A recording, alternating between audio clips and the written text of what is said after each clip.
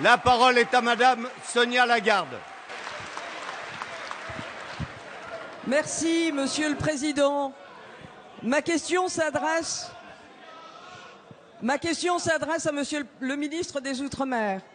Monsieur le ministre, si la délinquance des mineurs constitue un sujet de préoccupation nationale, elle revêt dans les Outre-mer un caractère inquiétant. C'est le cas aux Antilles, notamment en Guadeloupe, où le taux de criminalité bat tous les records. La Nouvelle-Calédonie n'est pas épargnée.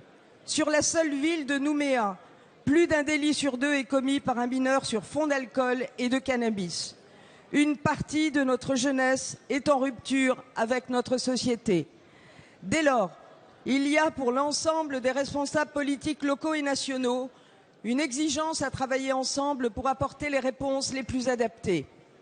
C'est d'autant plus nécessaire que la volonté politique n'a pas toujours été au rendez-vous sur le terrain.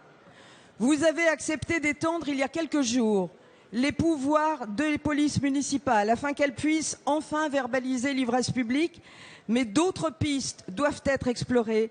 La fermeté est indispensable et doit s'accompagner d'actions concrètes afin que ces jeunes retrouvent le chemin de la formation et de l'insertion. Vous réunirez vendredi la classe politique calédonienne pour le comité des signataires. Il est donc nécessaire de traiter ce sujet car nous sommes face à une question de société. Au moment où la Nouvelle-Calédonie doit trouver les clés de son avenir, nous ne pouvons fermer les yeux sur cette dérive qui touche au cœur même du pacte républicain. Alors, Monsieur le ministre, ma question est simple. La Nouvelle-Calédonie peut-elle compter sur l'appui de l'État? Et enfin, j'en terminerai, Monsieur le Président, pour assumer et pour donner toute ma solidarité, apporter toute ma solidarité à toutes les femmes de l'Assemblée, qu'elles soient de droite ou de gauche. Merci Madame Lagarde. La parole est à Monsieur Victorin Lurel, ministre des Outre-mer. Madame la députée Sonia Lagarde, vous avez raison. La délinquance des mineurs revêt un caractère inquiétant, préoccupant dans tous les Outre-mer.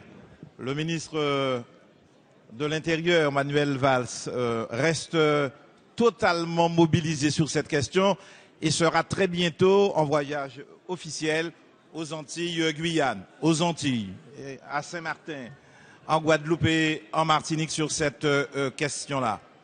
En Nouvelle-Calédonie comme ailleurs, ça reste une priorité, la lutte contre la délinquance des mineurs, des jeunes. Et l'action de l'État tourne autour de 4 objectifs. C'est d'abord renforcer la présence, si j'ose dire, dissuasive des forces de sécurité sur le terrain, avec une meilleure coordination entre police et gendarmerie. C'est lutter contre la délinquance des mineurs avec en priorité la lutte contre le multirécidivisme, contre les réitérants, avec d'ailleurs une réponse ferme dès le premier acte annonciateur de dérive.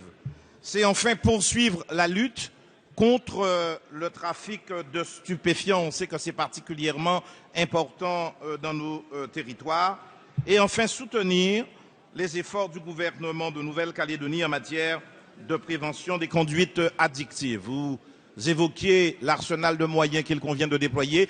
Ici même, la semaine dernière, le gouvernement n'a pas hésité à reprendre l'un de vos amendements pour renforcer les moyens, étendre le pouvoir donné aux agents de police municipale en matière de verbalisation et, si j'ose dire, de lutte, de prescription en matière de contravention.